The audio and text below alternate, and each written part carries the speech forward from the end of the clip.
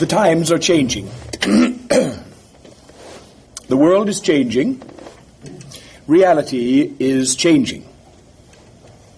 Whether you lift a finger or not, even if you were not involved in the spiritual transformation that you are involved in, all of these things would still be true. You are not an anomaly, complete and unique to yourself. You are a part of a change that is a change that penetrates through all of reality. A change in humanity as a whole, a change in the planet Earth, a change in the energy, the underpinnings of the physical universe itself. You are a part of a system of timing of events that had its beginning in the beginning. You are, in your finite human lives, bounded in your imagination by the apparent fact that you are born, you live, and you die all within the space of a few years. You feel that things as they are now are as they have always been. There is a lack of continuity and universal awareness in your consciousness dictated by the limitations you have accepted as human beings. The fact is that this time in your history, this time in human history, does not suddenly appear out of the blue. There has been a long period of preparation for this series of fundamental changes. If you were to bring an individual from 1887 America into the reality in which you live, he or she would probably go mad in short order. If you were to give him a ride at 55 miles per hour on the freeway, probably wouldn't survive the ride. His reality does not encompass the highly intense, rapid change and rapid pace of your reality. You are growing more sophisticated, more complex, more aware of your complexity, not simply in this period of transformation in your life, but you as a people. You are asked to, in everyday life, to fulfill jobs, to display talents that would never have been within your capability earlier in human history. The simple process of rapid decision-making under intensive pressure is unique to this time in human history. And it's not simply a matter of the fact that somehow the inventions that you have to deal with didn't exist in the past. The energy of reality was different. The level of consciousness was different. Not that there were not wise people, not that there was not a deep philosophical understanding of life that has threaded its way through human history, but that the general human consciousness was simply limited in what it could perceive. You have been going through a training period, both in terms of finite time, generation to generation, and in terms of what we call past life conditions. There has been an increasing degree of intensive change going on in all of the lives that are surrounding this one as you have prepared for your own graduation into wholeness. The energy that you are feeling now is very different from the energy if you are over 10, 12, 15 years old than you felt in your earlier life. The reality is different. Your sensitivity is increased. Your empathy is increased. And by you, we mean, in general, all of humanity. Not every individual, but the balance of humanity is shifting, preparing for this opening that you as the pioneers are experiencing now, and that all of humanity will ultimately open to in creating this new era of wholeness in humanity. You are at a beginning now. You are at a beginning that began before this life. You are at a beginning that encompasses all of your reality. Now, we've pointed out any number of times that reality is primarily a subjective experience. The reality of your individual life is unique to you. How you see things, what you allow yourself to see, to understand, and to act upon, defines and limits the reality that you inhabit during the course of a particular lifetime. Yes, that reality can grow and it can also shrink based upon your own courage, your faith, the expansion of your awareness. But the reality is changing, it is subjective. Yet beyond that individual subjective reality is an ongoing process of change and of growth that is universal. Nothing in the universe is static. Nothing is unchanging. All is rhythmically and organically growing into higher form. This is the universal rule. You as a people are preparing for a task and a complex of tasks far beyond your capability in previous time. You are now inheriting the mantle of full humanity. You are now ending the duality that has distracted you and has limited you. You are ending the rule of fear in your life.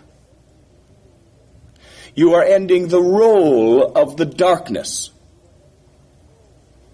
You individually, by going through the process of change and challenge that confronts you in your own willingness to grow, in that process you are letting go of the fears that created the first part of your subjective reality.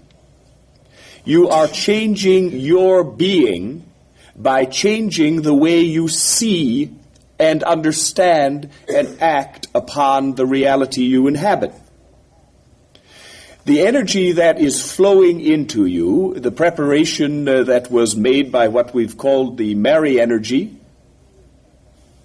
the preparation of the heart, now in this last year, almost a full year now, has been joined by the energy of the Christ return, the energy of the Christ in spirit.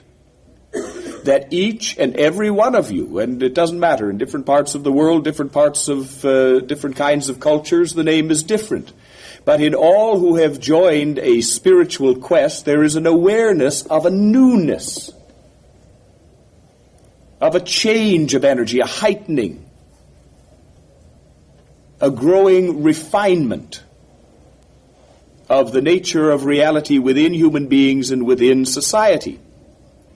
Yet that is impeded by the apparently equal and opposite growth of the rule of fear, the rule of the darkness that has been your container and your limiter throughout the ages of human life.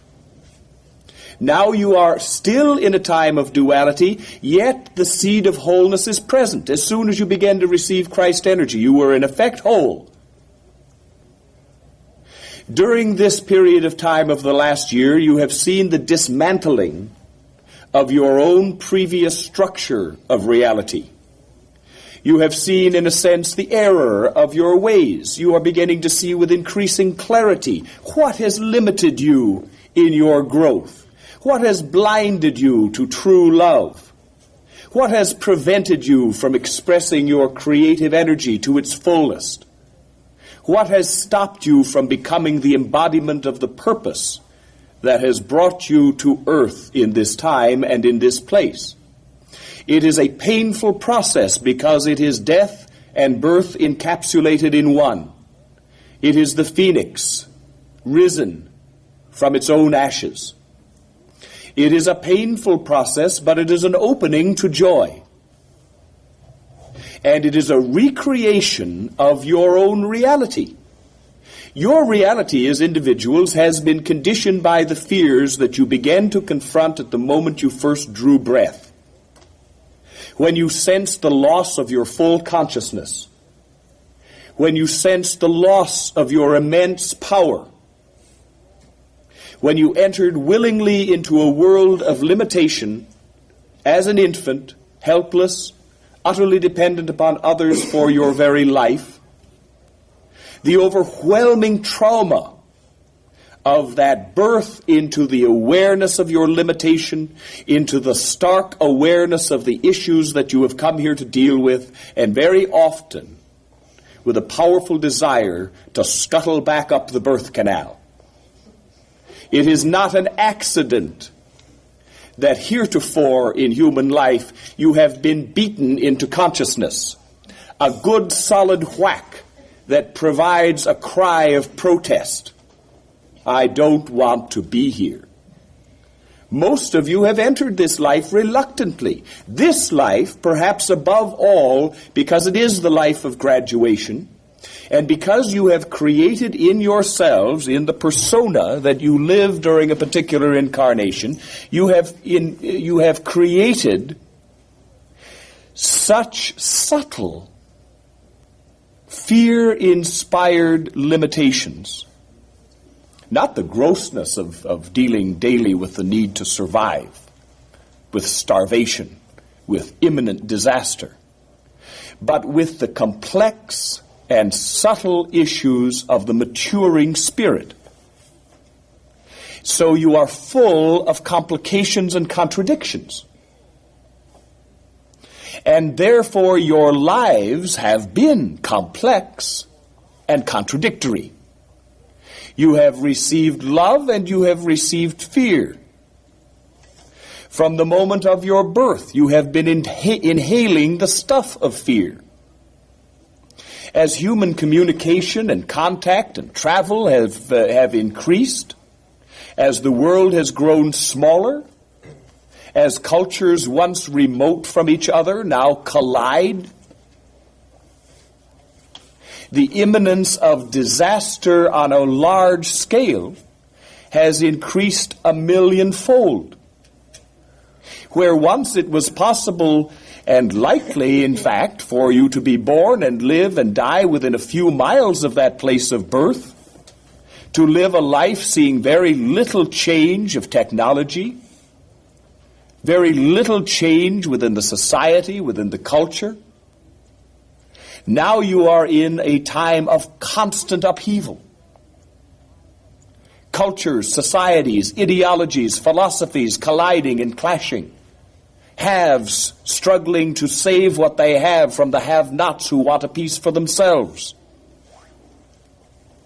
Age-old hatreds now being forced to confront each other day after day after day after day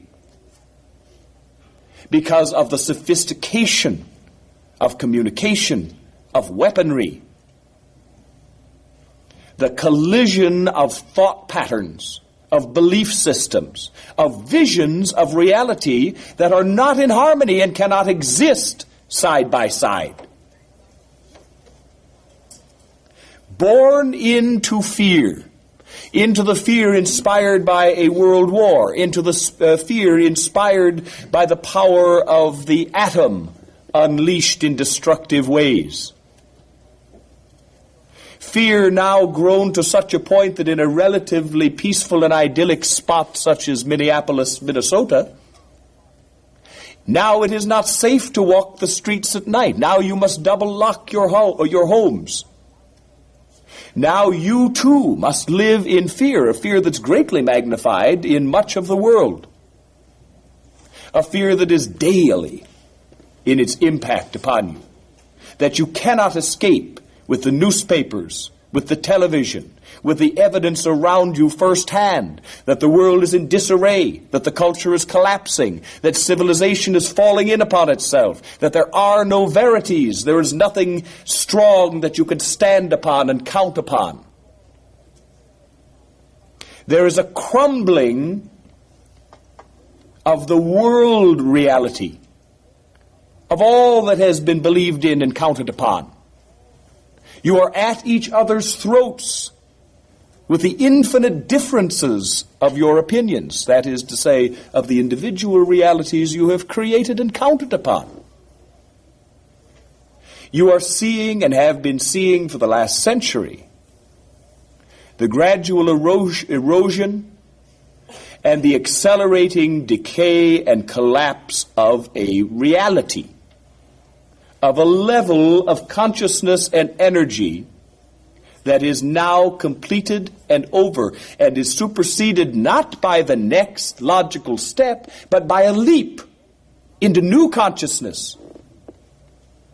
And that leap is taking place in you and you and you in this life. In a few years, you are being asked to revolutionize the way you see the world and the way you see yourself. It is a task of enormous dimensions. It is exhausting. It is frightening. You can no longer rely upon the lessons of experience. You can no longer rely upon the wisdom of your parents and elders. They have no one to give their wisdom to because by and large it doesn't apply. The change is so deep, so fundamental. You are making a leap in your lifetime as great as the leap between Neanderthal and Cro-Magnon man. A total change of consciousness. And we emphasize this and re-emphasize this because it is a big job. You need to respect yourself for the job you are taking on and not condemn yourself for your minor failures along the way. It is a miracle happening in humanity. And the wonder is not that it is done without flaw, but that it can be done at all. Your individual realities from the time of your birth have been based upon fear. The limitations that were taught to you by your awareness of your helplessness and by the triggering of issues by parents, teachers, friends, family, lovers, on and on. All of them in the eternal cooperation beyond the veil of all of the spirits involved in this complexity of the school of the spirit, all of them cooperating with each other in creating exactly the complex of fears, the fear structure that you need as your challenge for this life. All of it based upon illusion, since fear is not real. The fears that you have had and that you have carried within you all your life, I have only been able to cause you harm and difficulty because you believe in them. You have extended the force and the power of your belief in negative areas.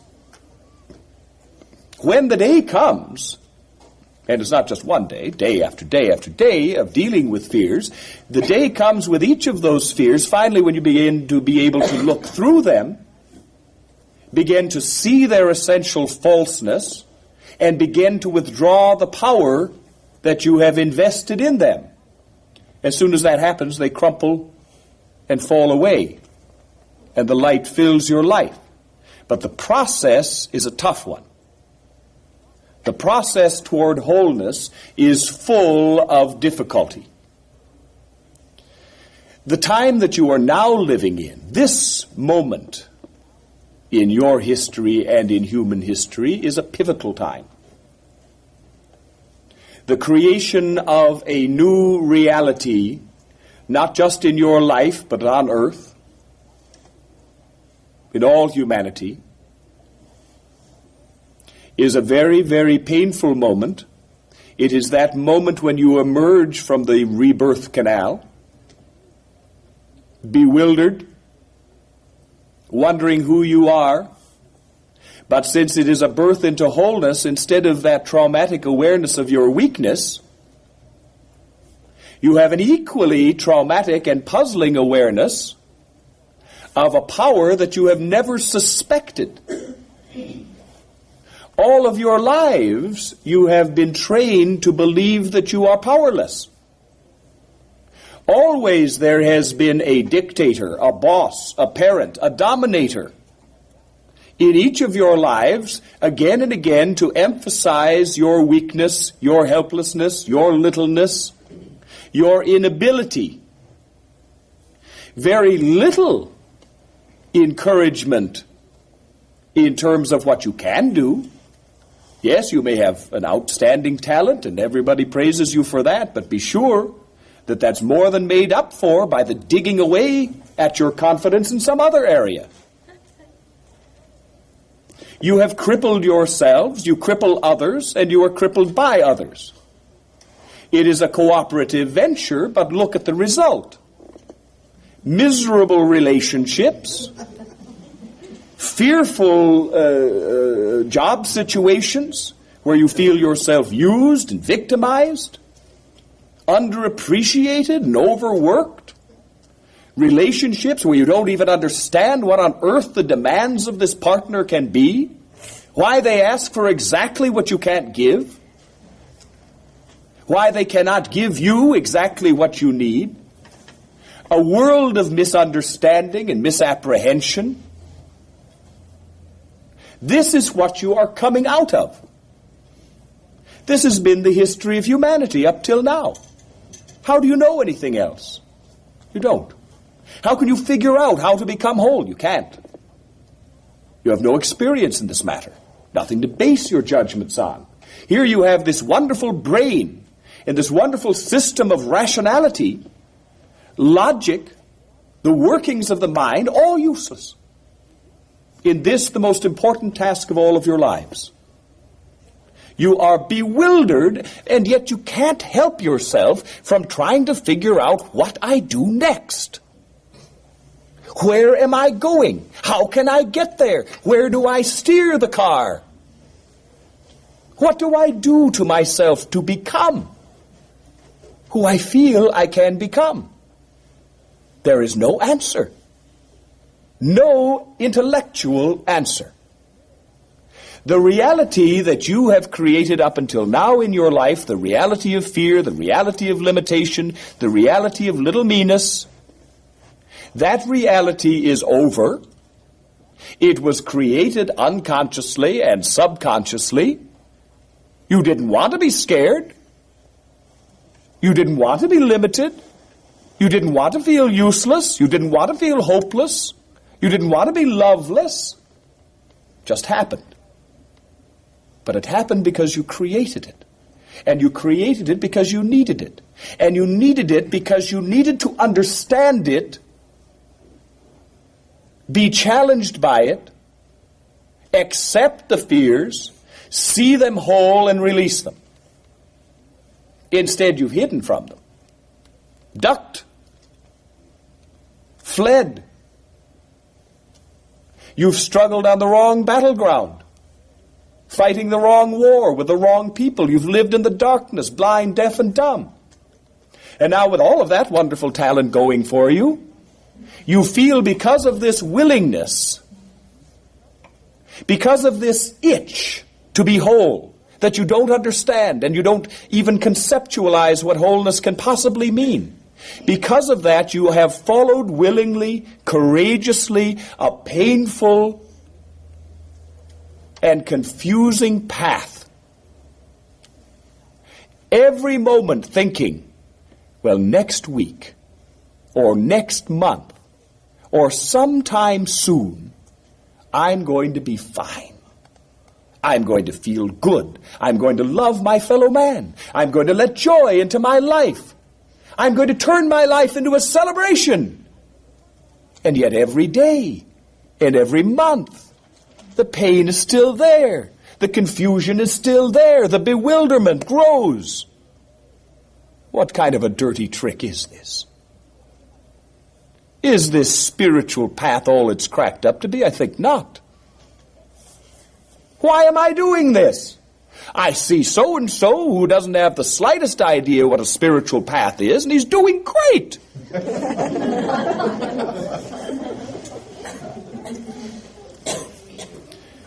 You're doing something that no human being has ever done before. And naturally, you don't know how to do it. You are bringing your spirit, your higher nature, into fullness with the body, with the mind, and you are becoming human plus.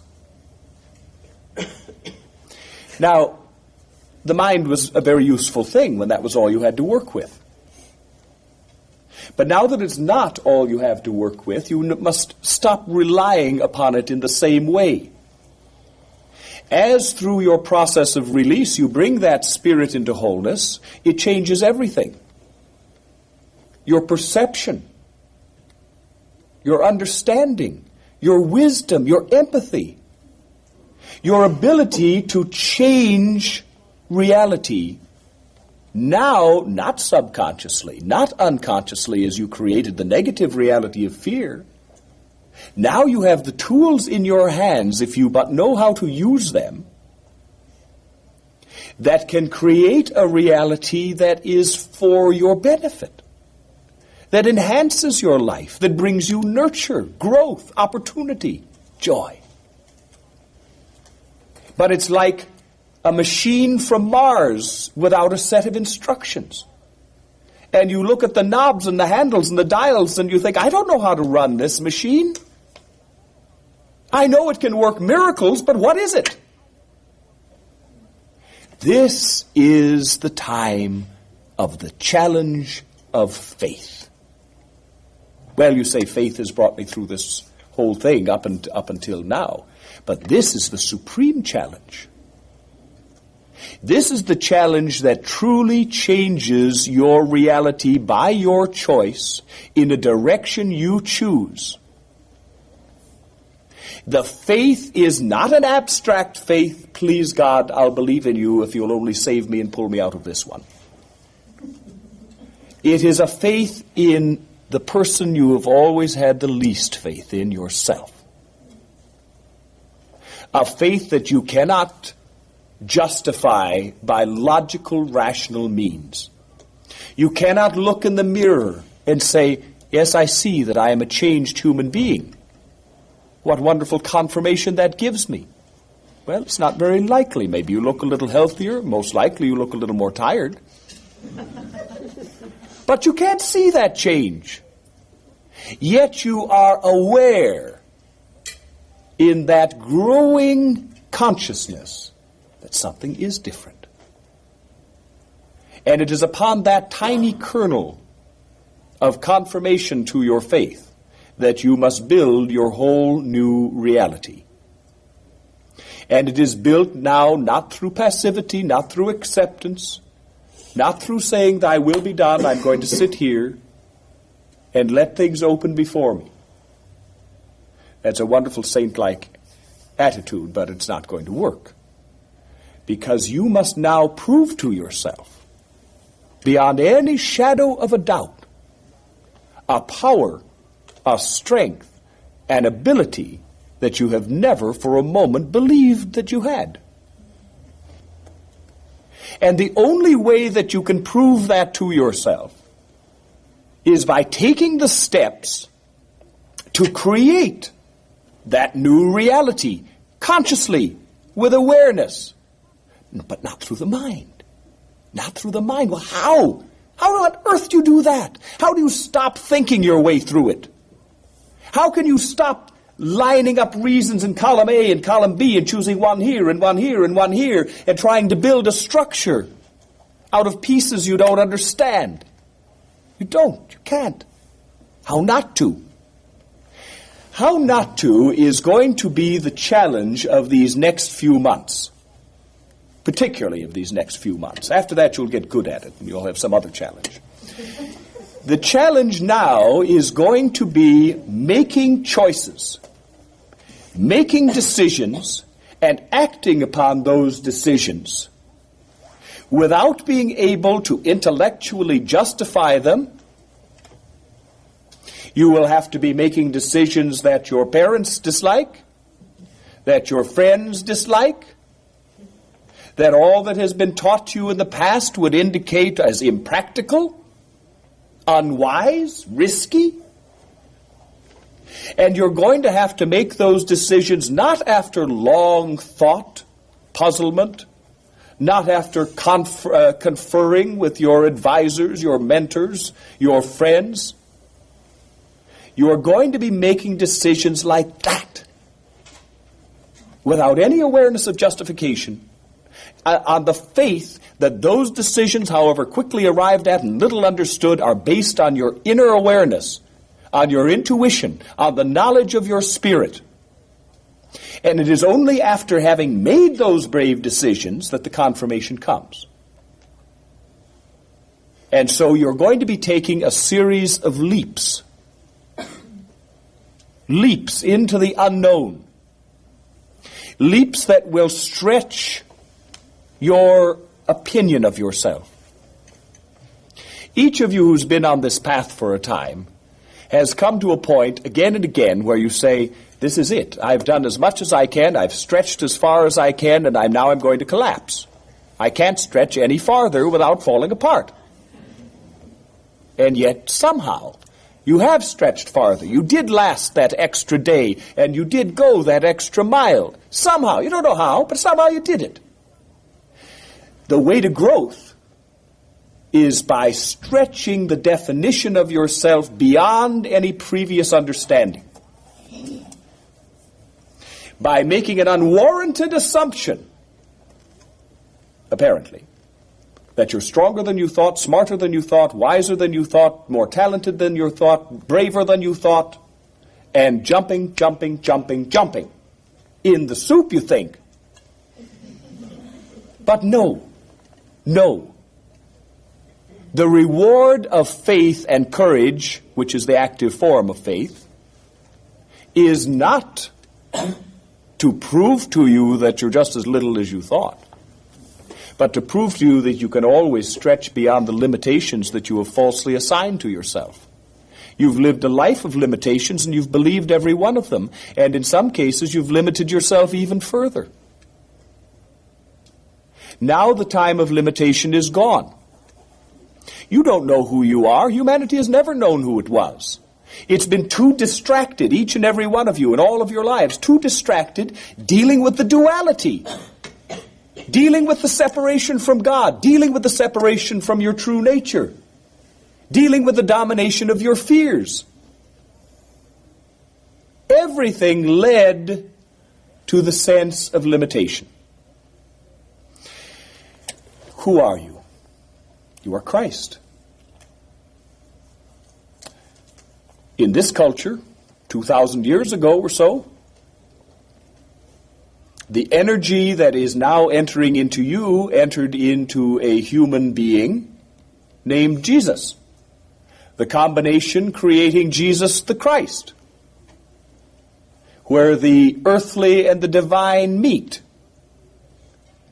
Now, it is customary to think of Jesus the Christ as divine, and so he was. But what he really was human. Completely human. Complete body, mind, and spirit. Triune, as you are now. Now you need to prove to yourself that you are Christ. Now, first you need to rid yourself of any false conceptions as to what that means.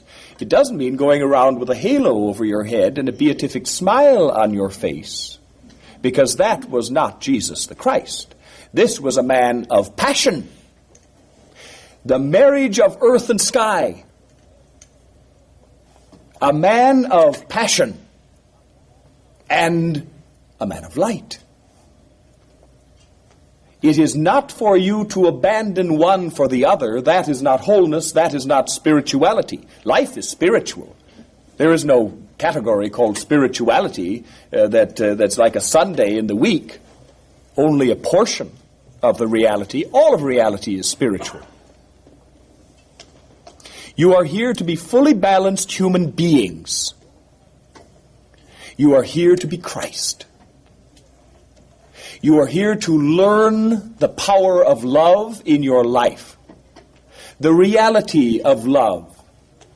Not the kind of love that you have been taught in the past with all of its conditions and limitations, with all of its guilt and envy, with all of its encrustment with desire, neurotic need, pain, and limitation.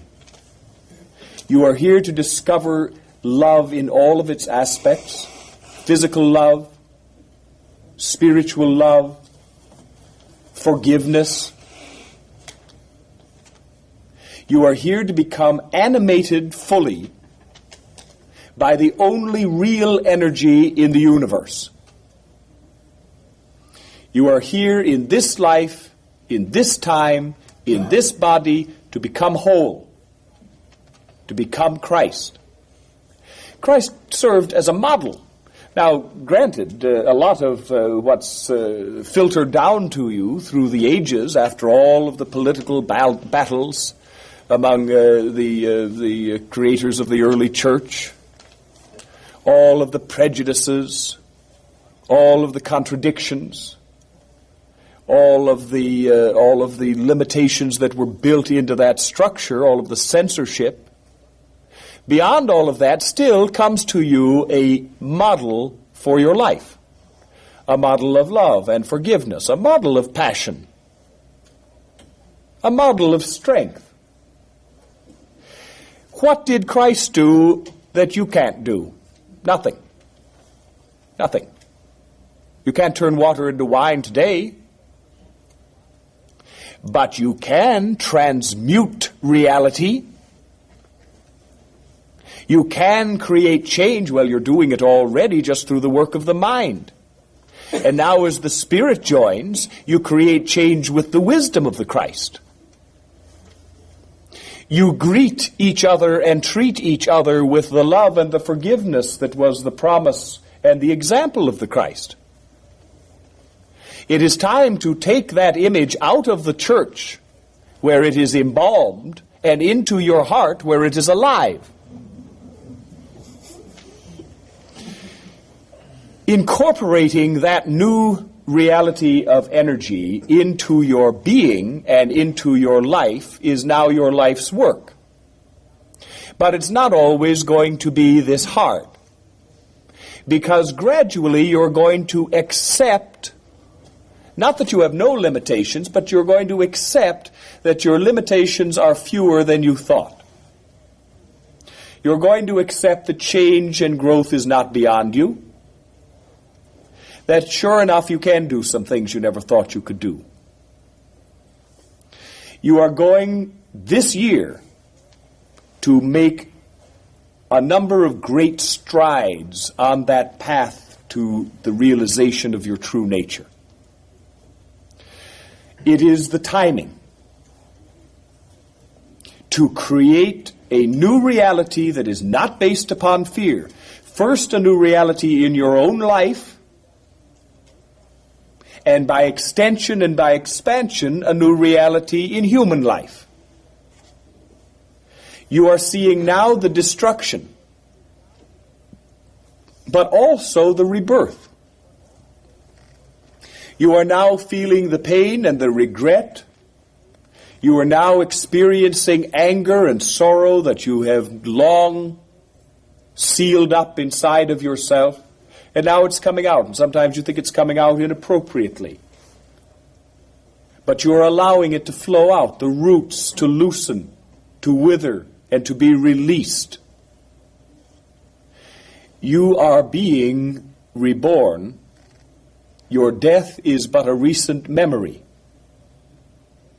You are ahead of the pack in this process.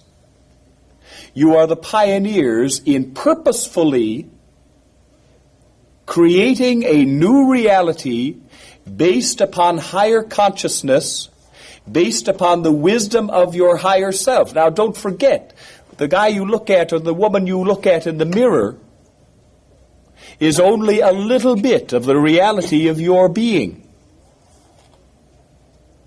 You have divided yourself from yourself and are now rejoining. You have limited yourself. You take a life, you begin an incarnation, and you pick out a persona, and you create all the circumstances necessary for that life so that you can deal with the issues that you have chosen to deal with in that life. And then you are born. Well, there's a physical body. That's one part of your reality. It's a limited part and a temporary part, but it serves the purpose in all of its strength and all of its weakness that you have in mind for that work. The ego mind is the second part of the equation. It too is limited to a particular incarnation. Its experiences, its actions and reactions are based upon the limitations that you drew into the blueprint yourself. So we have these two inadequate, limited aspects of self that you have thought as human beings was the whole ball game. The higher self has been hidden from you. You have communicated with it in meditation, in moments of illumination, in awareness of the still small voice that occasionally you will follow. But now it is a reality. Now it is changing your limited view of yourself. And I want to emphasize to you, you cannot imagine what your destiny is because you are only now learning to imagine it all. There aren't any real limitations. The growth of the Spirit is eternal. Humanity united, human beings whole, not spending and wasting energy fighting the darkness, fighting the goblins and the ghoulies and the imagination of the dark side of the self. The human being complete in body and in mind and in spirit is capable of wonderments that you cannot as yet imagine. But you need to recognize that there is within each and every one of you more than you can imagine. And tell that to yourself every day, 10 times a day, every time a challenge comes to you and you think, I don't know how to do that, I can't do. Would you please do that for me? It's much too threatening to me. Little me. Because there is no little me. And with every step you take, every challenge you accept, every courageous decision that you make and follow through on, you will prove to yourself by extending your own limits that your limits are all imaginary. And we say, besides the little choices in your life that all add up to major change, exercise in what you may even regard as the world of fantasy. Exercise your psychic abilities. Play games with it. Try to send messages back and forth to each other. Send colors and images. Spend some time on this because you're exercising an instrument that you don't really understand yet. And the more it grows and the more you see the reality, the more often you are rewarded in your experimentation, the braver you will be in the real life challenges that you must encounter and answer. You are creating a new humanity, but that's too lofty a thing to think about. You are creating a life for yourself that answers all of those unspoken questions within you, that responds to the limitations that you have carried with you through this and many other lives. If you have been experiencing unhappy relationships, if you have been experiencing an inability to find a love that brings love to you, now know that that's the past and this is now. You're not who you were. You don't have to play the same games. You don't have to hide. But the only way you can prove that to yourself, the only way you can find out that you're not the person you were, is by constantly challenging that old image of yourself. By constantly being foolhardy.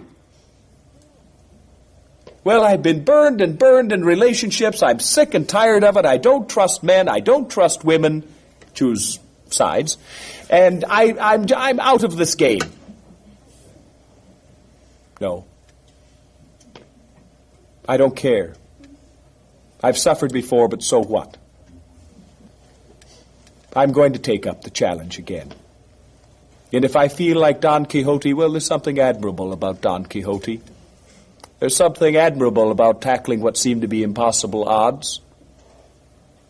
Make yourself the hero of your life. A hero creates a heroic reality. Ascribe to yourself dimensions that you don't necessarily believe in. Live out your fantasies, the dreams and wishes of your heart. Particularly those thoughts and dreams that you've carried with you for many years and thinking, oh, if things were different, I'd be this. I'd try for that. And do it. Do it. Everybody has a vested interest in saying to you, you can't do it. Because if they say to you, you can do it, then they might have to say to themselves, I can do it. And that's too scary.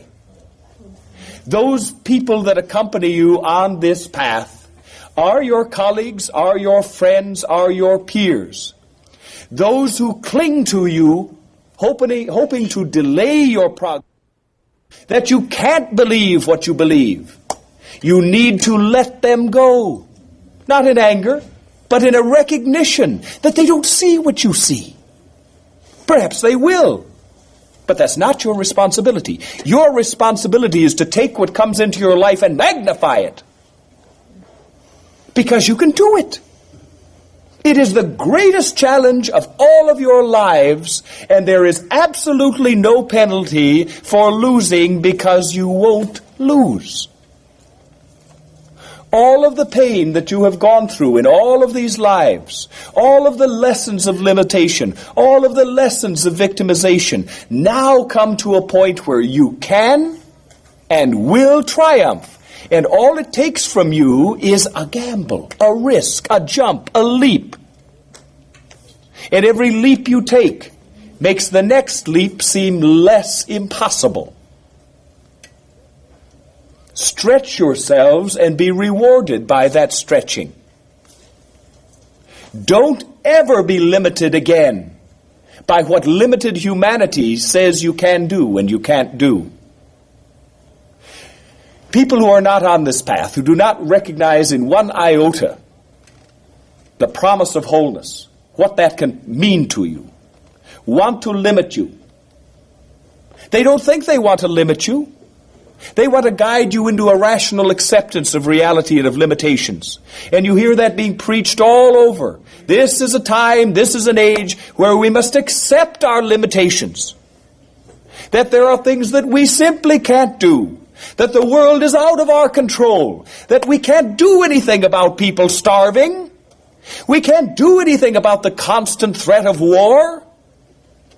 That we must cultivate our own little bit of garden and hope for the best. It's a lie. Don't buy it. It is a lie from those whose knees are shaking as they stand at the threshold of the completion of a promise, the completion of a dream, and who are not dreamers, and who do not believe in promises. The little pragmatic minds that hide their fear behind barricades of mediocrity. That is not you, or you would not be on this path. There is no hierarchy of the Spirit. Each of you is equal. You have designed in certain appearances of limitation in your life. For what purpose? To limit you? No, so that you can transcend them. Don't believe in those limitations anymore. In your heart is the knowledge of what you can do, what you want to do, what you need to do with your life. It doesn't mean, and I'm not saying that you can sit down, each of you, and paint the equivalent of the Mona Lisa, or write the equivalent of Beethoven's Fifth, unless that's in your heart, unless that's encoded into your being, unless that's the possibility that you came here to turn into a reality. But each of you has a dream. Each of you has an image in yourself that has always said, if only things were different, I could be this person, and I could do this, And I could inspire, and I could love, and I could be loved, and I could create a new reality, and what a joy that would be. Well, do it. Do it. All it takes is guts. All it takes is action. All it takes is a realization that your life is not a sentence. That you are not serving out your years. That the highest good is not served by seeing how much you can suffer and still survive. It's not an endurance contest, though sometimes it feels like it. It feels like it because that's all you're used to. Lives in which the best you can manage is to survive somehow or another. This is a life in which the transformation that is at the heart of this life leads to transcendence of all previous awarenesses of limitation. You're not going to reach your fullness in this incarnation. You're going to live incarnation after incarnation in what you now think of as the future, exploring your wholeness as individuals and as humanity as a whole, finding out the nature of the mission for human beings in this universe, no longer distracted by the thickets of fear that you are conquering in this lifetime. Be the heroes of your life. Be the designers of your reality. Take the power that you now have to consciously and intentionally create a reality that allows you to expand. And don't look back. Now we're going to pause for a break, and we'll come back and answer questions in a few minutes. What exactly is the higher self? What is the higher self? Well, the higher self, also we could call it the core self. It is the author, the source of the many incarnations that you live. Now, we've pointed out many times that the term past lives is inaccurate, that all of your lives are simultaneous, viewed outside of the limitation of time that is a part of this physical universe. That you may picture a self that is complete, that is whole and without karma, that it sends into various times and places, environments. It sends personas such as yourself. It sends aspects of self in order to explore the dark, find the light, be refined in the spirit through the progress of the soul through the darkness into the light, and that it is the complete self. Now, it is not alone. It, in turn, is connected to the higher self of the next person, and the next, and the next, and the next, until finally you see a vast network of apparent separation that is, in fact, an interconnected whole. And so we say all of you are, in fact, each other, and that the interrelationship of higher self is akin to the interrelationship of the apparent separation of physical selves on the earth plane, and that all culminates finally in that which you call God. Yes? Plautus, could you comment on the supernova whose light is just being seen by us? Yes. Now here we have an event that's been a long time coming, and that whose arrival is not accidental in its timing. This is a tremendous outpouring of energy directed into the earth plane. It is a sign and a symbol, but it is more than that. It is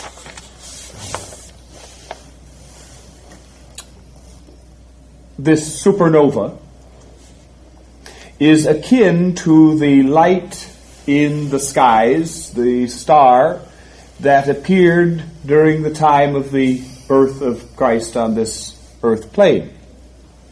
It is a sign and a symbol of rebirth, yet it is not an empty symbol.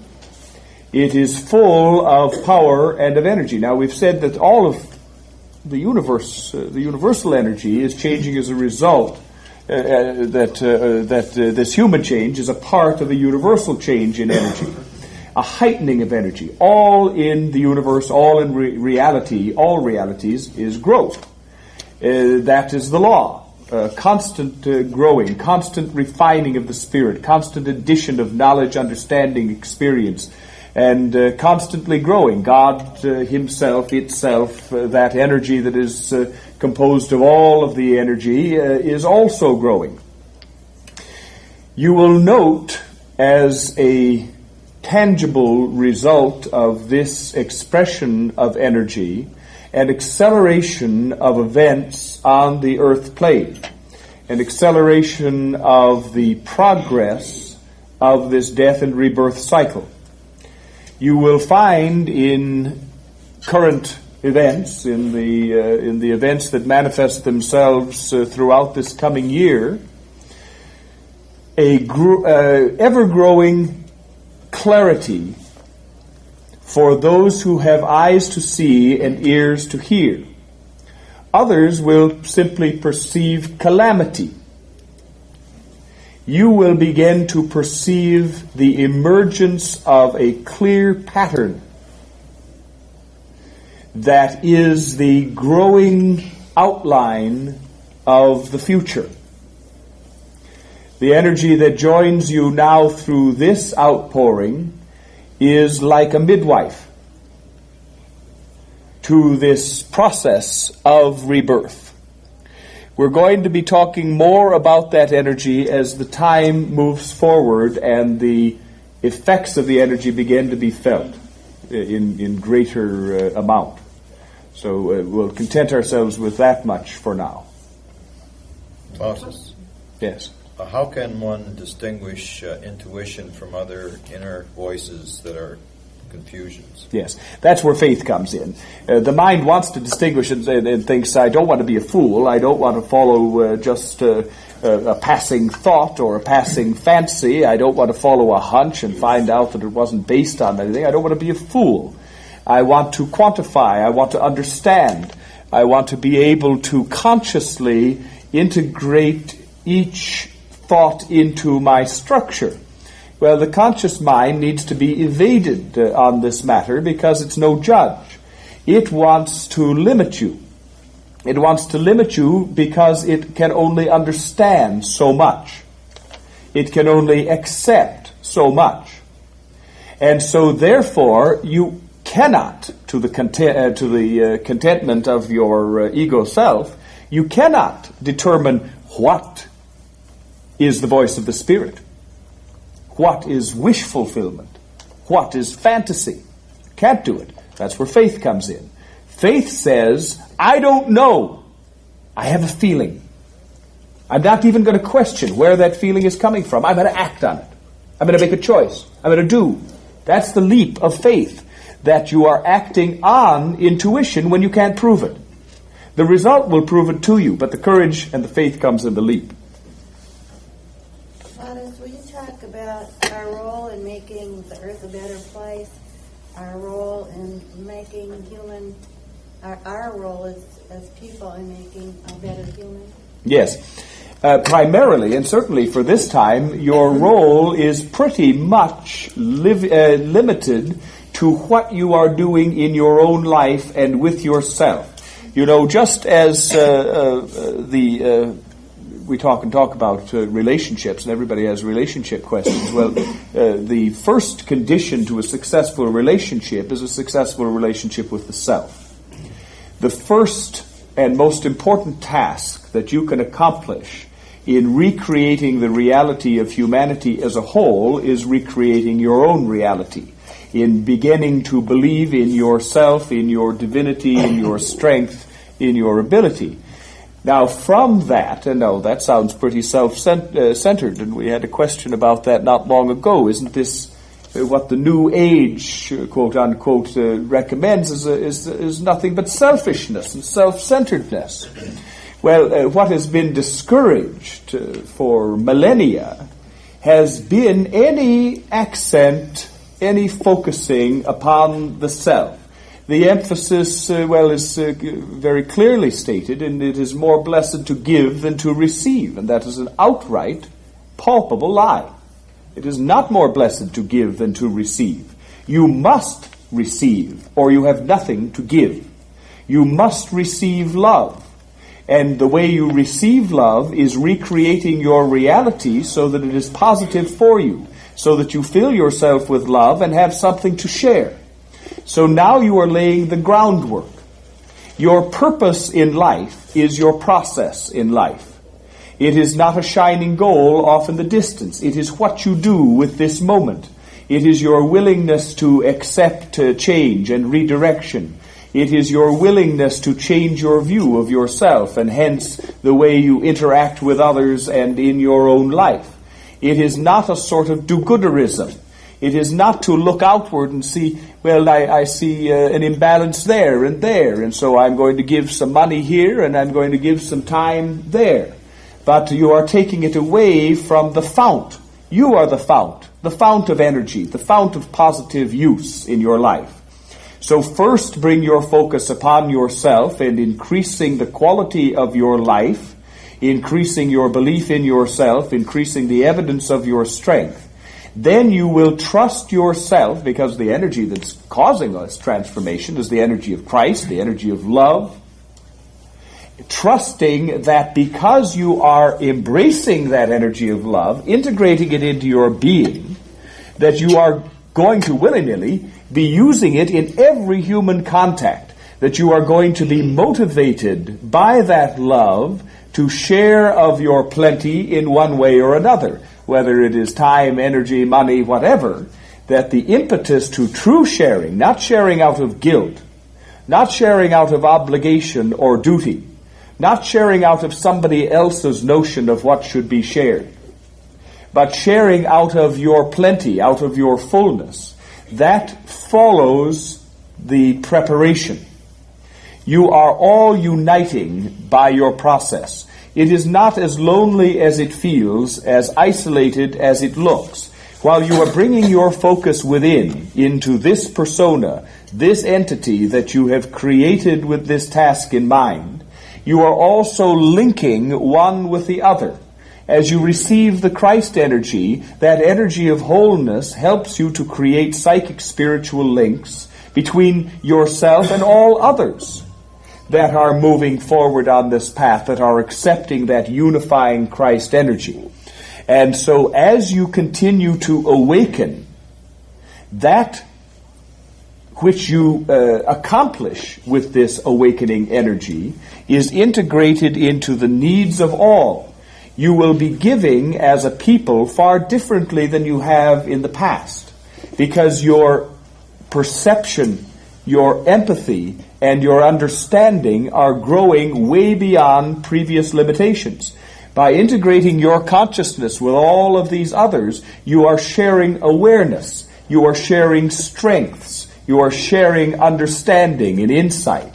And so united, forming this webwork of consciousness, you will gradually revolutionize the world and all of its institutions. It is as we say, a gradual process. It is a process that is beginning in this life. But we say to you very frankly that you are going to feel, particularly as you grow stronger with the desire to share the joy of your own transformation and your own heightened understanding, you're going to grow very frustrated with your inability to do so on a wider stage. You are seeing a collapse and an ending as well as a beginning. The forces of fear, of the polarization that is taking place before the new age can become real, before the wholeness that you are realizing in your own life becomes a part of humanity and a part of the complete reality of Earth. Before that is to take place, the destruction continues apace. And there is going to be widespread disruption, dislocation, starvation, war, pain, terrorism. That is simply fear claiming its own. It is finite. It is ending. It is the final collapse of the duality of humanity. Your work, each and every one of you, is going to be different in its scope, from each other. It is going to be different in its effect. But you will each be, through your enhanced and changed being, as you become literally new creatures, you will be a beacon to others. You will share your experience, and more fundamentally, you will share your energy of enlightenment. You will draw to you, as a beacon, those who need to hear what you have to say, who need to receive what you have to share. And as you go on through your life, you will become more and more conscious in the use and the sharing of that energy and understanding. But as much of this yet is a subconscious process. And you are calling already. You are calling each to each. Already you are sharing what you are learning. And that is going to grow and grow and grow. Ultimately, the earth and humanity will be fully transformed. Again, not in this lifetime. This is the lifetime of change. This is the lifetime where the tide turns. It is not the lifetime of the culmination of this process. You are beginning a new era. Now, if there has been 2,000 years, let us say, of this present era, let us say there will be 2,000 years of the era that is now dawning. And you are going to come gradually into the peak of the purpose for this dawning era. It's going to take a few hundred years until finally all of humanity is doing what it's here to do, is fully expressing its highest purpose. Then, as the era continues, the tendrils of change coming from that which lies beyond this new era begin to be felt also. And that process continues on and on ad infinitum. Yes? Plautus, I have heard from other sources that as we grow in our consciousness, that what you might call extraterrestrials or space beings may be making more communications, maybe even just blatantly, openly. Not whether this will happen then. Yes, but the blatantly and openly isn't for a time yet, because what's taking place here is a birth amidst death. What's taking place here is a graduating class surrounded by members of classes that are not graduating in this life. Not the condemned, not the heretics and the unbelievers, not the losers, but those who are here to be a part of what is ending and who are learning from that, and in another of the many realities, the many dimensions of reality that form the universe, will have their time also to make these change. In the meantime, this part of the process is like a stranger that comes in the night. It is guarded and disguised.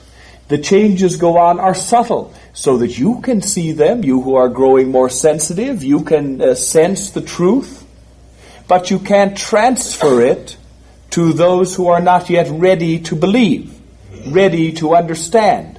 For them, they must continue to identify and define the world according to their present lights, according to their present degree of understanding, according to their present level of growth. That must be so. Now, if Klaatu came from outer space and landed his craft on the White House lawn and was unmistakably and undeniably a wise and understanding alien being from another planet, it would be pretty hard to continue a system of disbelief. You would have to somehow, each of you, integrate that happening into your structure of understanding. Instead, what is happening is subjective, and it is subtle. It is the kind of, let's use Shirley MacLaine as an example, and the experiences that she has had that have led collectively to her change of consciousness, to her recognition of mission in sharing that experience with others. Well, if you read her books or if you see the television film, you may say, yes, that speaks to me. I understand. I recognize what's going on in her life, what has happened to her. I believe in these experiences, and they only add to the confirmation of belief in my own structure of understanding. And yet somebody that you work with every day and say, did you see that load of nonsense on television the other night? Isn't that silly? Why, that woman ought to be locked up in a padded cell. Well, you have the freedom to believe in either direction because it is not incontrovertible according to the rules and laws of scientific objectivity. And therefore, those who do not want to believe it and are not ready to believe it can feel justified in their disbelief. Now, in the matter of extraterrestrials, well, extraterrestrials have been visiting this planet throughout its history. This universe is crowded with life forms, with intelligence. God has many designs, and there are many missions that are taking places. In my house are many mansions. In this reality are encapsulated many other realities. The journeys of the human spirit, of the ever-living, ever-growing spirit, are innumerable. The tasks to be dealt with, the missions to be accomplished very widely. And so there are lives and lives and lives and lives throughout this physical universe and well beyond. And yes, you have been visited and signposts have been left. But never, again, never anything so unmistakable, never in some prehistoric cave an alien equivalent of Kilroy was here. Always suggestive, liable to different interpretations, because this is a mystery school of understanding, and you cannot leapfrog the lessons. You must learn bit by bit, expand the consciousness bit by bit, accept and understand bit by bit.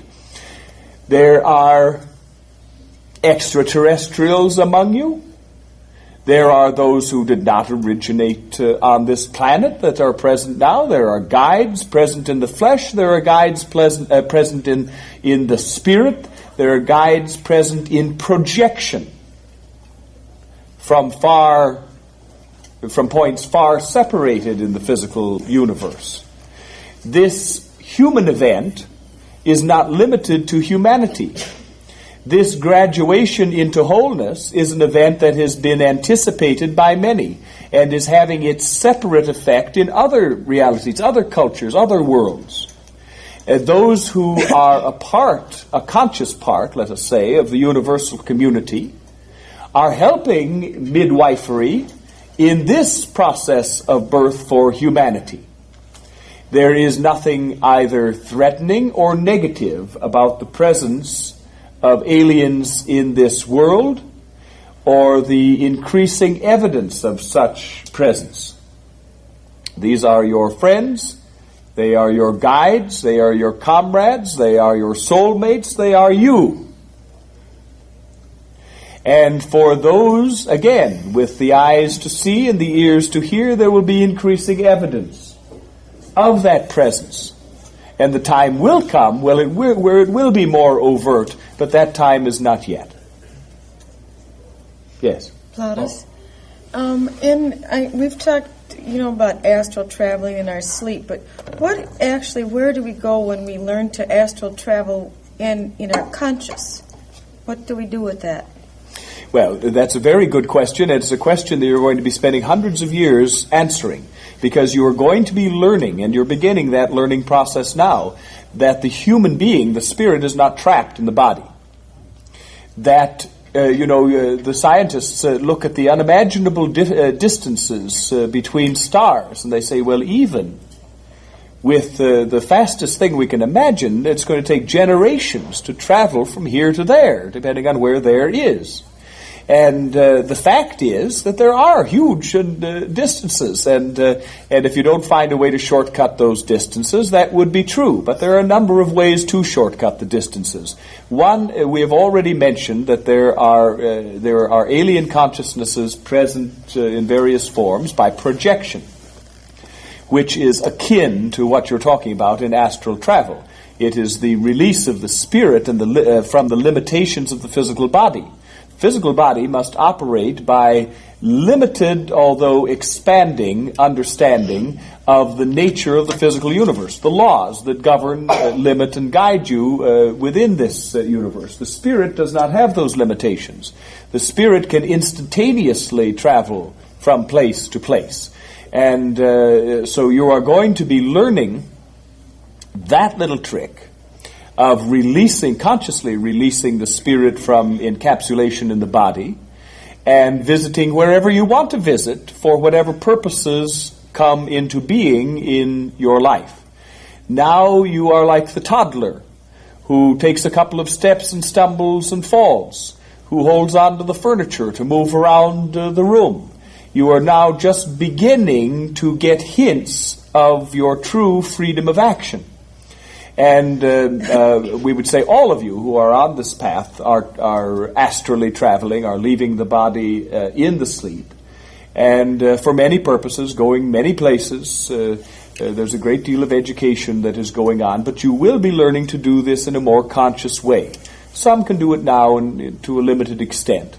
The purpose that is within it is going to be revealed to you in the fullness of time, but it has to do with the mission of humanity in the universe and an expansion of the spirit not only through time and space, but interdimensionally as you begin to realize the extent of human ability.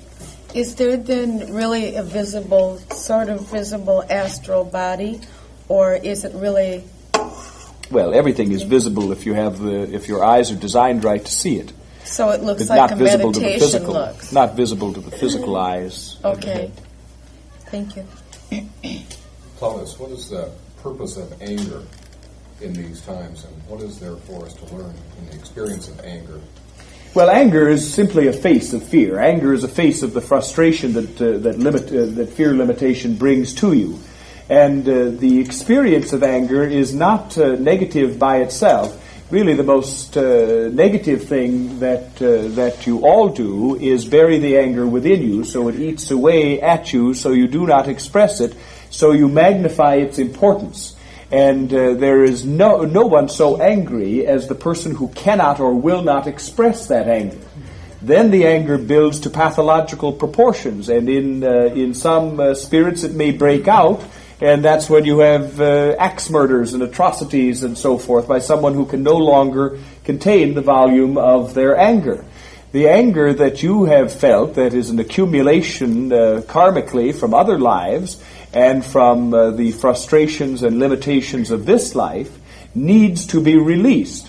Now, usually people think, well, if I release my anger, I'm going to explode, or I'm going to break things, and I'm going to cause irreparable damage, and I'm going to have terribly angry confrontations with my parents, and so forth and so on.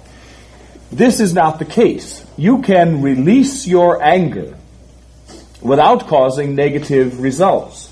You may feel angry, and during this period of time, we'd say a lot of you are feeling a lot of anger because you are finally letting it loose from its lodgings deep in first, second, third chakra territory, finally letting it be released through yourself. It does not have to be aimed at anyone. It has to be released.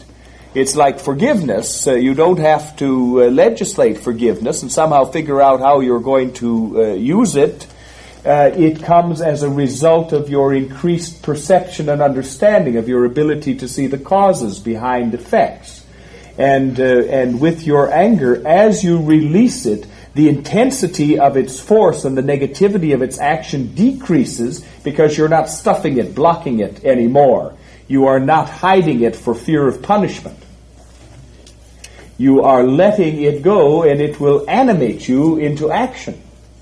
You know, frustration has a positive effect too, because it can build to a point where it can propel you through a barrier and into breakthrough. And so while anger is not going to be a continuing human experience, because you are ending the reign of fear. It is now, in this time, necessary for you to release it and to feel it, not to stuff it, not to push it away. Let it flow through you. Feel it, taste it, smell it, and let it go. Yes? I'm noticing within myself times that sleep is very different and more interruptions and less of it. Yes. And I'm sensing that seems to be true for a number of other people. Yes. Can you comment on that? Yes. On a conscious level, you are not able to contain the tremendous changes that you are going through. You are seeing and are aware of only a part of the process that is guiding you into your wholeness. You are experiencing pain, and the pain blocks you from awareness. The anger that you're experiencing blocks you from awareness. The input that you are experiencing confuses you. You are in mid-change, in midstream, in mid-birth process. There is too much going on for you to understand. For there is too much that you do not understand for you to deal with it on a conscious level. You are receiving a tremendous amount of information from the wider reality, from higher guidance during the times of sleep as well as during the times of meditation. And the most intense time is during the time of sleep. For one thing, you are processing the letting go of all of the fear syndromes that have dominated you through your life. You are coming to terms. You are preparing for forgiveness of all of the disappointments and the anxieties and the experiences of betrayal and of abandonment, of disappointment that have been so much a part of your life. You are re-experiencing many of the traumas of childhood during sleep time. You will often awake disgruntled, confused, in a bad mood, feeling tired, because you have been so busy and so emotionally busy during the period of sleep. Your experiences in sleep are many and varied. You are getting a wide variety of input, and you are ridding yourself, cleansing yourself, purging yourself of darkness and imbalance. Much of the work going on during the sleep. Then when you're awake and it's time for the conscious mind to act, the preparation that has taken place in sleep is tested and challenged. And so you act, and this is why so often you feel helpless. I'm not ready for this. I don't know how to handle this. But you've already been prepared, though the conscious mind isn't aware. The conscious mind must rely on faith to break through. The faith takes the action. The courage takes the action. The experience and the understanding that as much of it come to you during your sleep then allows that action to be meaningful and to have the desired result. You're very busy when you're asleep during these days. Your energy is changing. There's a great deal to process. You may need more sleep. What really is happening, though, is you're going to wind up needing less sleep.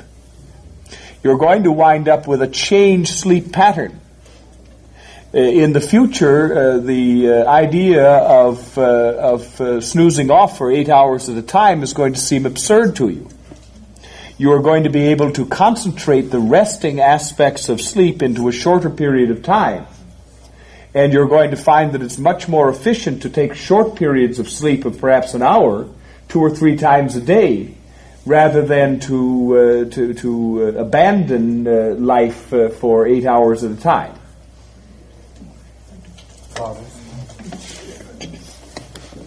Yes. When will the Iran-Iraq war end? How will it end? And does this have ramifications for the new beginning? And if so, what are they? Well, you can't really isolate the Iran-Iraq war from the complex of changes and interplays of old enmities. Now, we've said to you that you are enacting in your life, in your sleep, but also in your waking times, the conflicts that have been with you not through simply through this incarnation, but through many incarnations, in order to find your wholeness. There is also a reenactment taking place on Earth among cultures in collision. Cultures that are reviving or continuing ancient grudges, often dating back to the beginning of this era that is now ending. The culmination of angers and hatreds of the separation of brothers. And this focus on the Middle East and the cradle of modern civilization is not accidental. And the events that are taking place under religious guise in Iran and in the Middle East in general, the return of the Jew to their homeland, and the displacements that are being experienced in that culture reverberate throughout the understanding of Western man. There is symbolic power here, as well as actual power. It is too a death and a rebirth.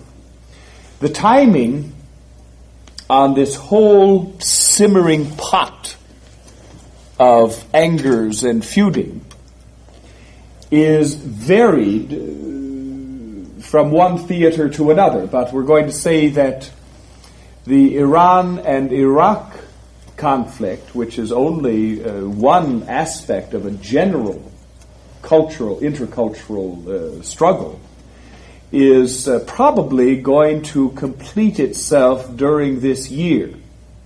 But the manner in which it is completed bears the seeds of a worse conflagration.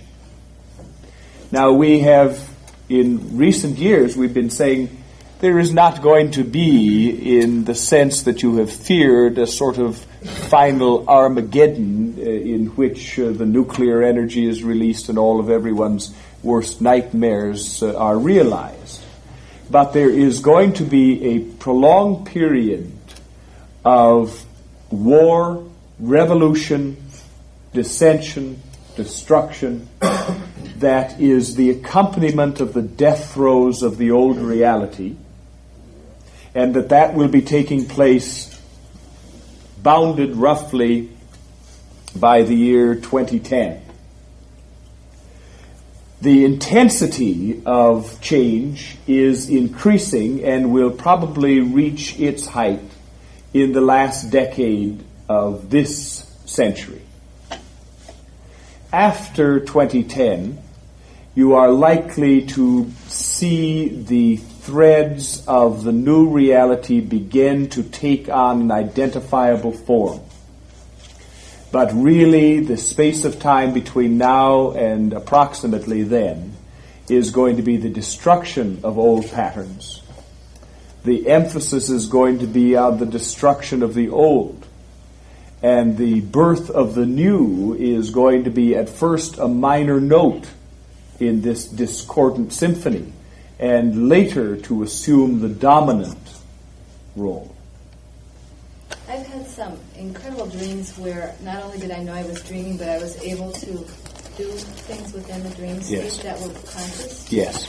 And I want to have more of them. And yes. I don't know how to do that. Oh, well, I think it would help a lot in yes. this reality. You will have more of them, but you can also program yourself to have more of them. And we would say before you go to sleep, particularly those of you who meditate, it'll work to a certain extent anyway, but particularly those of you who presently meditate, before you fall asleep at night, visualize what you want to take place. If you want a vivid dream that you will remember and that has meaning for you and in which you take meaningful action, proving to yourself, the reason that's happening, it's happening to a lot of people, that they're having dreams in which they take positive action and take control of the dream. where in the past they've generally been either onlookers, observers, or victims of the dream content. This example of your own power is going to be increasing in its incidence. You can help oil the process and bring it into more frequent fruition. It's an exercise for you. And so you visualize what you want, not the content, but you visualize yourself in a dream state, taking action, being strong, being what you are, a god in training, a master of reality. And it will begin to become so. Picture yourself again waking up in the morning with the vision of that dream, whole and complete in your mind. Keep a dream journal, whether in print or with a tape recorder next to your bed. Because a dream, however real it may seem when you first wake up, will quickly vanish and the tendrils move out of your grasp if you do not immediately transfer them. But you will find that your dreaming workshop is more and more just that, a time in which you exercise the abilities that are coming to you, and you begin to redefine and reinvent yourself in ways that have powerful impact in your waking life. And now we're going to draw this reading to a close, and we thank you all for your attention and bid you Godspeed as this journey continues to open to you. Thank you, Father. Thank you.